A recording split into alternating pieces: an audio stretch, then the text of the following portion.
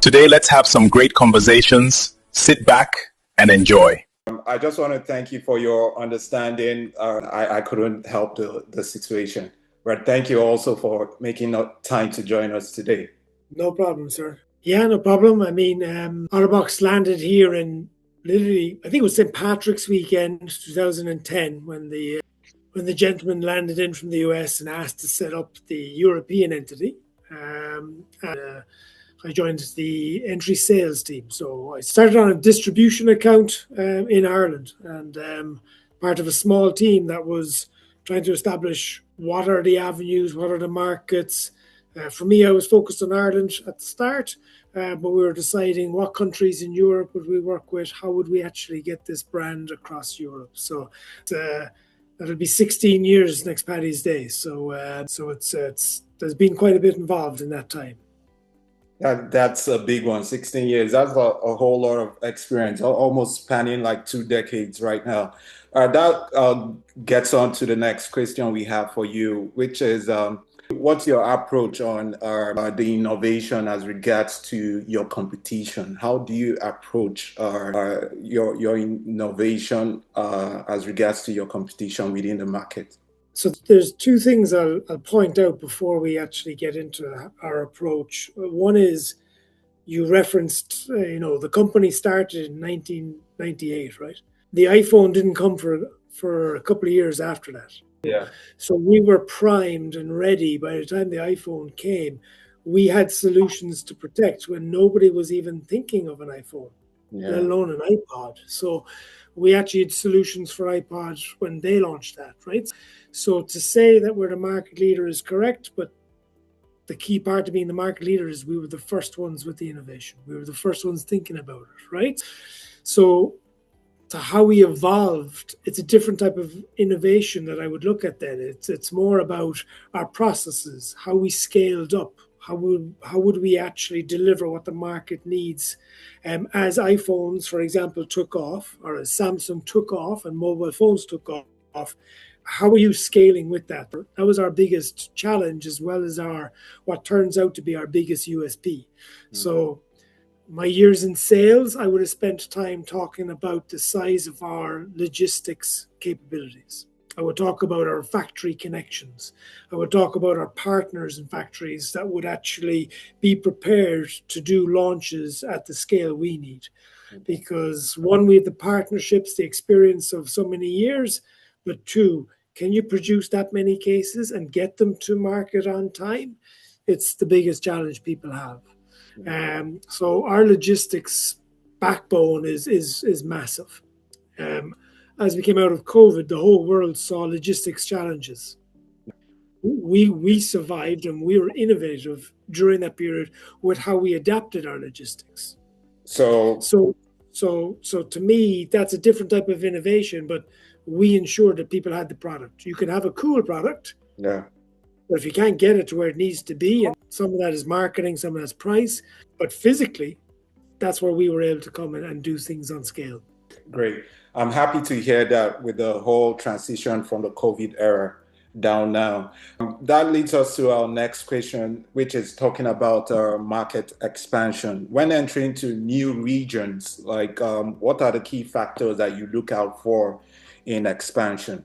I mean, look, nobody's going to enter into the market without thinking of the obvious things. What's the competition? What's the price point, right? They're some of the real basics.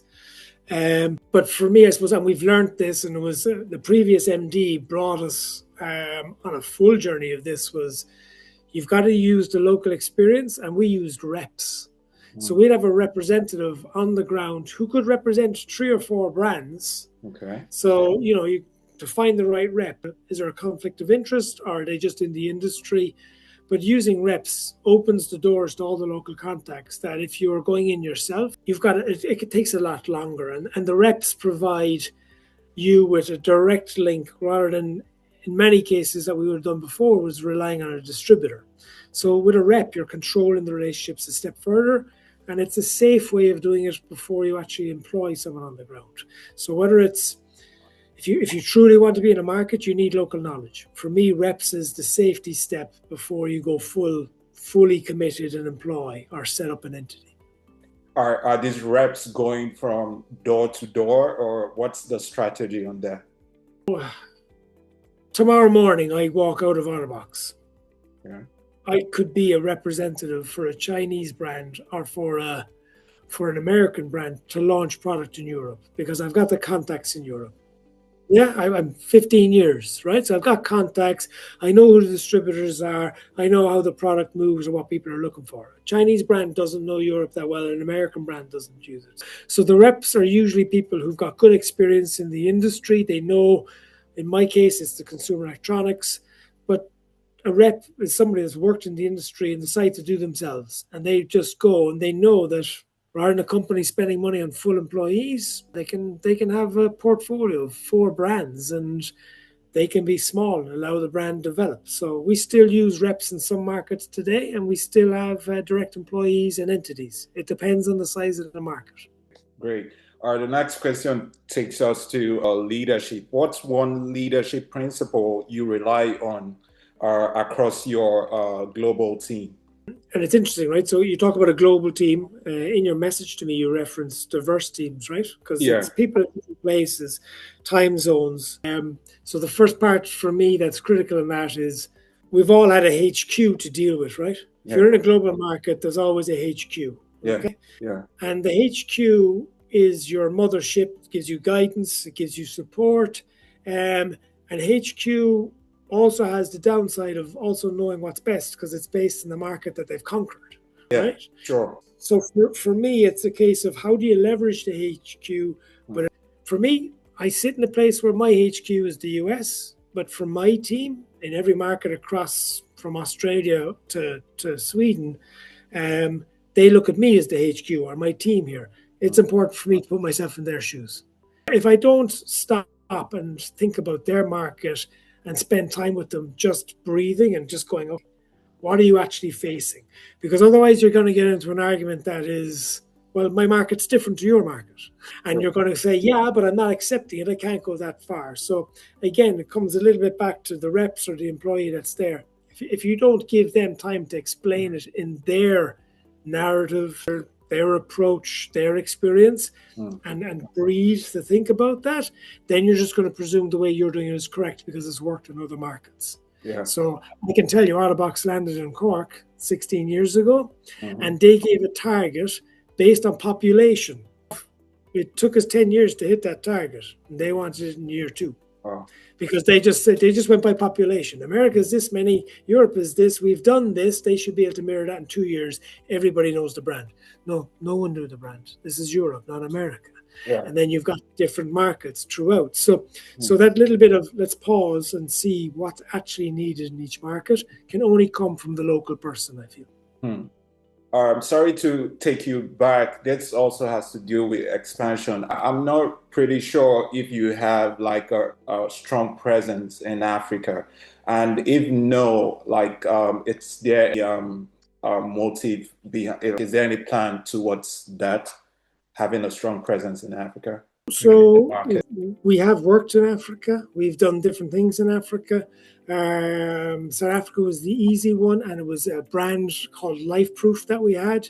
South Africa was being quite similar to Australia with so many wonderful beaches and such an outdoor life.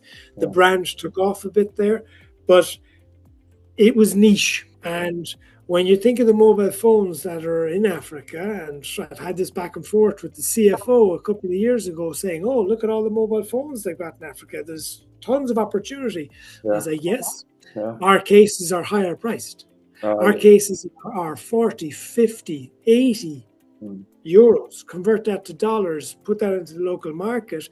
The devices that are there, I mean, Nokia is still a massive brand in Africa, correct? Yeah.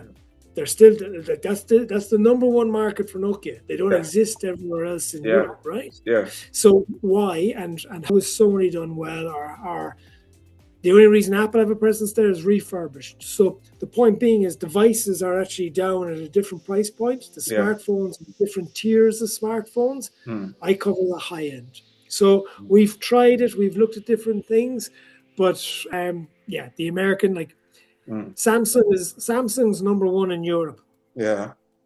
It's by far number 2 to Apple in America.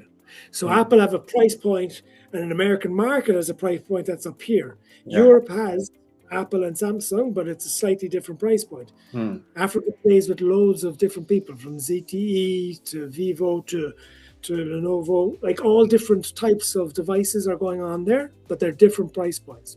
And Apple would have tried to get in there with their iPhone E, and they're trying to get to younger audiences in Europe with the iPhone E, but that's only one device. So for us to focus on where we should focus, we're more at the high end.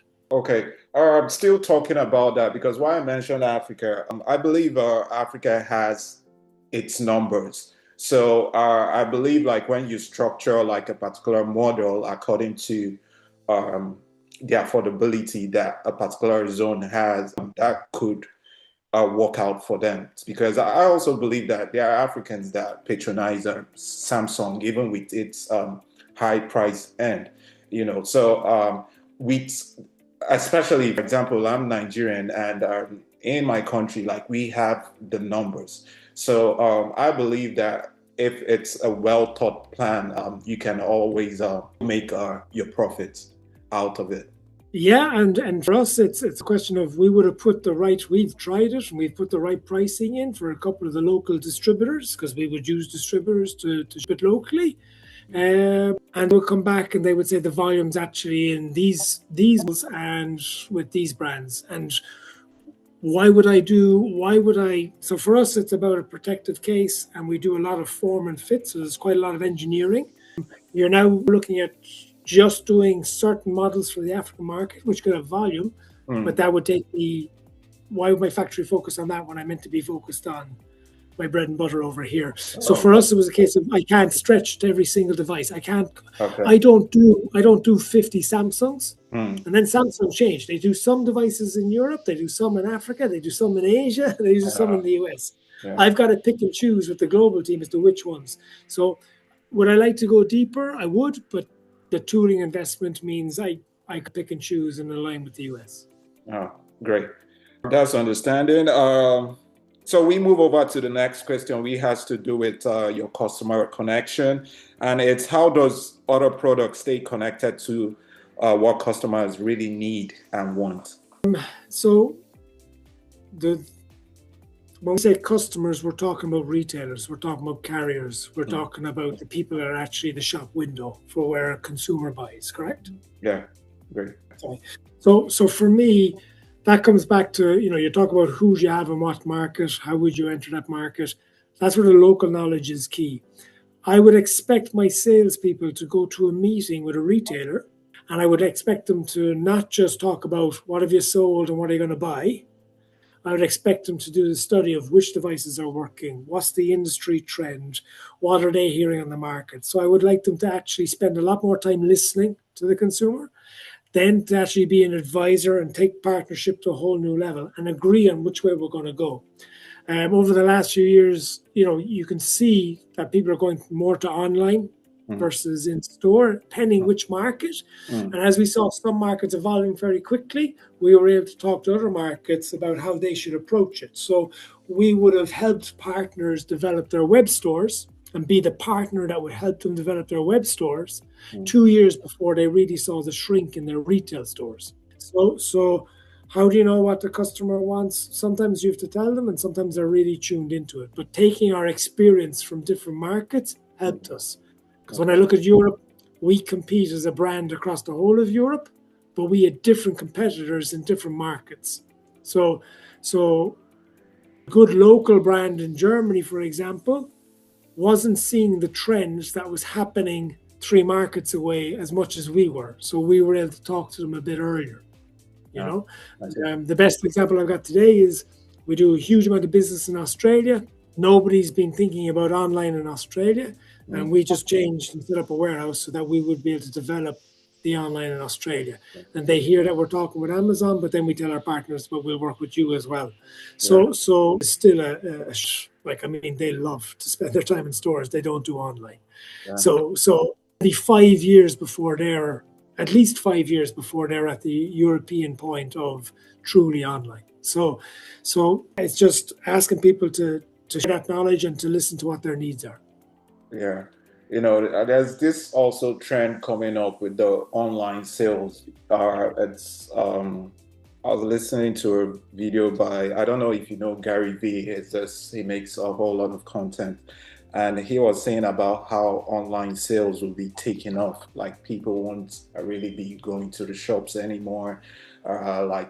You could make a shit ton of money just like selling a whole lot of stuff online, like live stream. So like example, if I have like Otter Products right now and I just go live and I'm saying everything about each product and people are, knowing everything about that particular product, and, I'm making sales immediately, live and direct with people, So I don't know if you guys have heard about that, and, what you plan on to incorporate that into your sales system. So you're working it closely, because the reality is you're talking about influencers turning into a shop front, right? Yeah. And today the governments are trying to get a grip in so many countries on influencers and how much money they're making or how they're positioning a product, right? Because they're using their popularity to position. So the laws have to work on that first, and then they step to what you're talking about. So you can pick and choose. So we still use influencers today. We'll continue to use them, but will they be able to evolve into that? That's what we're hoping as well, and we're tracking that. Oh, okay. That's great. So that takes us to the next question, which is about the industry future, which is what major shifts in the industry do you think brands should prepare for the next few years? If I'm going to speak to that, I'll speak very generically at the start, and then I'll go to my industry, right? So I think what's interesting to watch at the moment is the trigger word that everyone has, which is AI. It's buzz.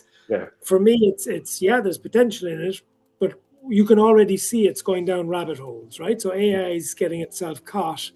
So it's going to be interesting to see where it's going to land. You're hearing that Wall Street are saying it's going to be a bubble, or it's not going to be a bubble. Yeah. Like there's so much in it, and who's investing and what's the true use of it. That'll be interesting to watch, right? So I think where that lands will influence every single industry, but I'd be more on the embrace it cautiously side. For me, in my industry, it's just consolidation, and it's going to keep on continuing. So when these came out first, can you remember the first phone you got? Yeah. What did you? It's been like the iPhone. I think like the iPhone 3. I can't quite remember. I think the iPhone 3. How excited were you? Oh, well. It was a great tech, so like I was, very excited. What do you have today? Currently, I'm using I just got the iPhone 17, and that's the one I'm using. Okay, so what did you change to the 17 from? Sorry? What was your previous phone to the 17? Oh, I was using give that to my wife. I was in the 16, so I gave her. Okay, so you're in industry, so you do evolve, right? Yeah. But you've answered one part, right? Which is people don't your phone every year unless they're in real need of changing their phone. So if your business requires you to change your phone, you do. Yeah. Your old phone is passed on. Yeah. You gave it to your wife. My wife and kids are screaming at me for whenever I get a phone, right? Yeah. So that's the reality. Is the industry has changed. Our industry, this is no longer a luxury item. Yeah. No. When it was an iPhone 3, when it was an iPhone 3, you were showing the world. You were out. You were showing your friends. You were delighted. Today, it's like, I got a new phone. I've upgraded. You take my old phone, use it. You don't need to buy one, and we use it. We would, behind closed doors, we talk about them. They're like fridge. Yeah. You need a fridge in your kitchen. Your kitchen operates around the fridge. Your world operates around this. Your wallet, your passport, your connection to emails, your connection to people, right? That's where it does. It's no longer a luxury item. Yeah, there's who love them and they want the new ones and they want the gadget. Yeah. But general people, where the volume is, it's like, I don't even, like, the amount of people, they say, oh, can I have a case? I say, what phone do you have? And they're like, oh, geez, I better check. I don't know if it's a 14, a 15. I don't know if it's a Pro. I don't know if it's just an iPhone. I'm like, yeah, go into settings and just check what phone you have, because I can't just give you a case. I need to give you a specific case. Yeah. And for me, there's still great opportunity for us to go after stuff, but it's people are buying people up and people are getting shrinking into where it's so that to me is the major shift that we're already experiencing, but it's consolidation will continue. Yeah. That leads us to the final question. What advice would you give young professionals who want to lead at a global level? So I'll give you the easy answer first, right? Or the easy part to it, which is the phrase, which is, think global and act local. Okay. So that's, we talked about that earlier in the call. Yeah. Make sure you get to know the right people on the ground. But if I think about the journey I've been on, what happened naturally for me was I broke bread with so many people. When there was Americans or Europeans, as we were starting out on this journey 15 years ago, 14, 13, 12, 11, 10, up until 6 months ago, when people were traveling in, I would either have lunch with them, or if they were colleagues, I would invite them home. When I went away, I would look for the opportunity to definitely eat the local food, to make the effort to just be with someone in their market. So I opened my door and I always put myself available on their timelines when I went to their country. If you're going to get to know somebody, you're going to get to know a market, break bread. Definitely, without question, break bread. People have a different conversation when you're sitting down. And yeah, if it's evening time, you can have a glass of wine, that's great. But to literally just sit down and chat over a local dish, best thing in the world. Great. Because if I think of some of the most awkward situations I've been in, I now love sushi.